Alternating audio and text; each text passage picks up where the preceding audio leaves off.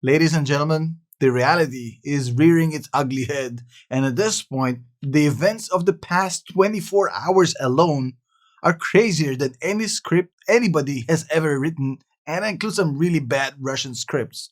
So let's talk about it, but before we do, don't click nothing, don't smash nothing, don't buy nothing. I got no courses, no expiring discounts. I hate that shit, that cringes me out. So just listen up, that's it.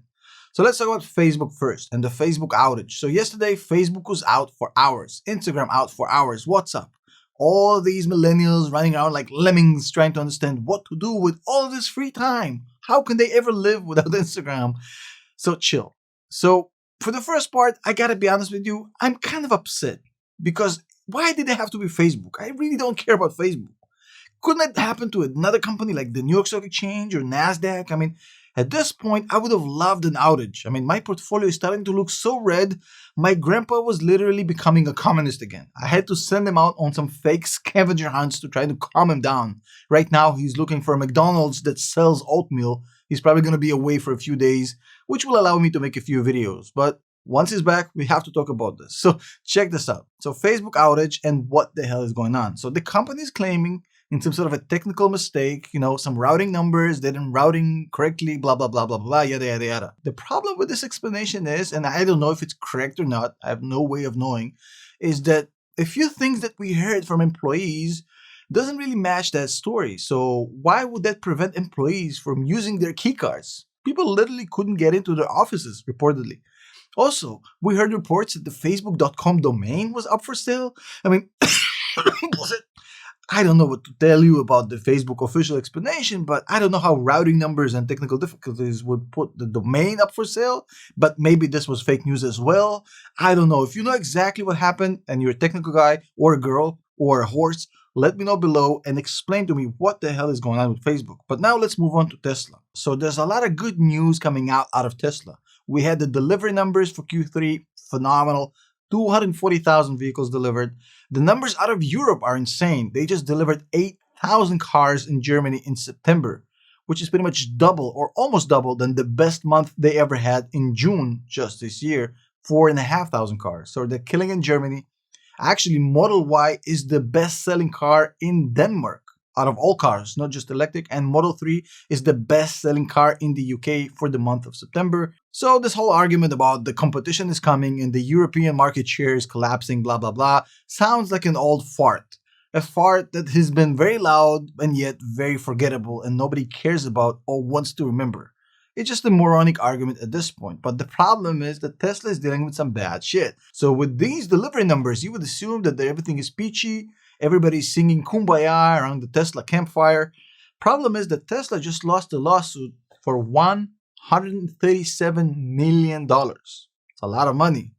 The lawsuit was filed by a former employee and elevator operator in the Fremont facility for creating a hostile, racist working environment, which is a horrible thing. And I hope it actually never happens to anybody in their lifetime. I think racism is one of the worst things on earth.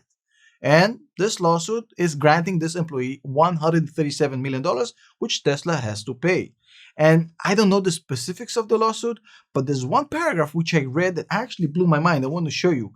Inside the lawsuit, or the description of in the New York Times, they talk about, despite the abuse he himself faced, Mr. Diaz, which was the plaintiff, said he reached a breaking point when he witnessed similar behavior directed at his son, who secured a job, his first, at the company with Mr. Diaz's help. So the one thing I'm confused about is the plaintiff, Mr. Owen Diaz, and I don't know what exactly happened. I'm sure Tesla will appeal it. It's going to be a long process. The facts will come out. So Mr. Owen Diaz, the plaintiff, was working in a hostile working environment, being treated unfairly and, according to this lawsuit, with a racist tone, and he would set up a job for his son at the same facility? I mean, that's not very parently, but I guess that's some tough loving for you, right? But I mean, it's a real question. I mean, why would you set a job for your son at a facility where you're being treated unfairly and it's a hostile working environment? That thing doesn't really make a lot of sense to me. You know what I mean?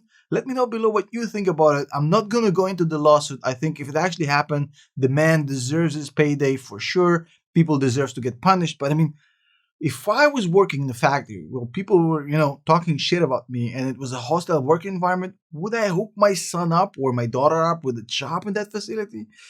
I don't know. Sounds really strange. Something doesn't add up, but I guess time will tell. Now, the next piece of news comes out of Lordstown Motors. Remember them? Mr. Burns, the principal from Simpsons who ran this so called company? So, Morgan Stanley just dropped the rating to $2 per share. Now, at this point, I'm very shocked. What is the $2 representing? I mean, this company literally has nothing. And I wish Morgan Stanley at least would have said that in January, but I guess you should have watched my video where I literally put scam or fraud on the thumbnail, letting everybody know 6 months ago that this company was a complete BS. So let me read what Morgan Stanley have to say about this company at this point. I guess too little too late. Morgan Stanley lowers Lordstown Motors to an underperform rating. No shit, Sherlock, right? After a significant reset of its forecast and valuation as it factored in last week's update. So last week's update was mind-blowing. So Lordstown sold the facility they bought from GM to another company to manufacture the Lordstown truck for them. So somebody bought the factory and they're going to be manufacturing a truck in that facility for Lordstown. So this really sounds like a Nikola GM arrangement to me. If you remember, Nikola actually had GM manufacture the truck that never happened to them. It sounds very similar and it has similar results. So Adam Jonas says that while the agreement with Foxconn, the company who bought the factory, helps secure the future of Lordstown and buy some time to explore other business opportunities, it's a car company. What other business opportunities? I mean, I honestly don't understand. So for me, one thing is clear. It's pretty much clear that the only thing that has any value in Lordstown is that plant. So the only smart decision Lordstown or Lordstown management has ever taken is getting a good deal from GM on that plant. That's the only thing they've done, and now they're cashing out based on this factory getting to them for cheap. That's all it is. Lordstown has nothing beyond that facility, and that proves it. So at this point, I gotta be honest with you, I am giving this a target of negative $2. You gotta pay me $2 to hold the stock because I think the risk is just too big. So I completely disagree with Morgan Stanley. I think it should be much, much lower. In fact, this is gonna be my first negative target price for a company ever. And by the way, shout out to Sawyer Merritt. I'm just looking at his tweet right now. So Tesla is actually causing more pain to short sellers, which is always something I'd love to see. He's reporting that the short selling interest is down to 1.1%, which is the lowest we had since 2010. So I'm guessing all the short sellers are going bankrupt slowly and surely, and now there's none of them left. But I do wonder, who is this 1.1% that are shorting Tesla? I gotta be honest with you, not a smart decision. It doesn't seem like it's been, working out for the people who did it before them. Don't understand this. But let's talk about something that actually matters. So let's talk about China. We have another Chinese developer going up in flames. Let me show you the article because this is getting out of hand. I mean, at this point, what the hell is going on? So this is an article from China. Chinese property developer Fantasia misses debt payments of $205 million today. So first of all, why would you actually invest in a company called Fantasia? I mean, Fantasia? Unless this is like a adult film company. The name, they don't never make sense to me. Evergrande, Fantasia. It sounds like, adult film industry names. I mean, whatever. But I guess the names don't really matter. So basically, the article from Bloomberg says another Chinese developer fell into crisis on Monday after failing to repay a maturing bond, adding to the strains of the nation's heavily leveraged property firms following industry giant China Evergrande. So Evergrande, by the way, the trading got halted yesterday. It's the end. It's the beginning of the end for Evergrande. Now we have another player in the game, and I'm sure there's going to be more. This is just the beginning. So basically, check this out. Signs of stress in China's property sector are spreading as low-rated developers face a surge in bond yields to a decade high. However, there are good news. Don't worry. Everything's going to be okay. Nothing to see here because Fantasia's liabilities are only $13 billion, a fraction of the $300 billion that Evergrande actually owes, which is a positive sign. Only $13 billion this time. And at this point, it starts to feel like my friend who was trying to get a convertible and his wife would have never signed off on that. So he comes up to her and says, hey, I want to buy a black Escalade. Everything is tinted with the rims. I want to look like a drug dealer. And then she's like, God, no, please don't. Like, oh, okay, I'll just buy a convertible. And she said, yeah, sure, sure, sure. It's the same thing. At this point, saying that 13 billion is not a huge deal after seeing Evergrande is pretty much the same. But I want you to actually listen to this paragraph because the Chinese executives, they really know what they're talking about. So Shenzhen headquarter Fantasia's management and board, very important, will assess the potential impact of the social condition and cash flow position of the company stemming from the skipped bond payment, it said. Skipped. Hippity hop, skip. Skip bond payment. Motherfuckers just defaulted on a debt and it's a skipped bond payment. I love the terminology. So let me tell you how this assessment is going to work. Let me do it for you, dear executives and board members. It's going to be 3 words. We are fucked. There's nothing you can really say more about it. I mean, you is fucked.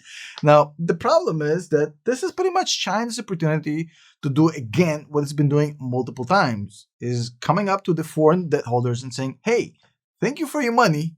Now go to hell. This is pretty much again and again what keeps going on. And there's going to be another IPO of a Chinese company, and more Western investors will put their money in these Chinese companies just to see another Fantasia going up in Fantasia or another Evergrande going up in Evergrande fashion. I mean, aren't you guys tired of China pulling this shit? It's all Western money getting eaten up by these debt and actual defaults. Why would you allow this to happen? Why would you take part? I honestly don't know. But hey, your prerogative, your money, do whatever you want. Now, as always, it's been a pleasure spending these few minutes with you. If you want to support this channel and allow me to make this sort of content, join the Patreon, join the channel memberships. It's like $5 per month, and you'll allow me to buy these sort of t-shirts because I love those. I'm just kidding. There's a Zoom meeting we're actually going to do tomorrow. Tomorrow's Thursday or Wednesday. At this point, I don't know or care. But there's going to be a Zoom for members and patrons real soon. If you want to join one of those, sign up today and you can participate. All the information is going to be in there for you to join. And I got to be honest with you, in those Zooms, it's getting pretty wild lately, so you probably want to check it out. I'm just kidding. It's all chill, PG-13. I'll see you guys tomorrow.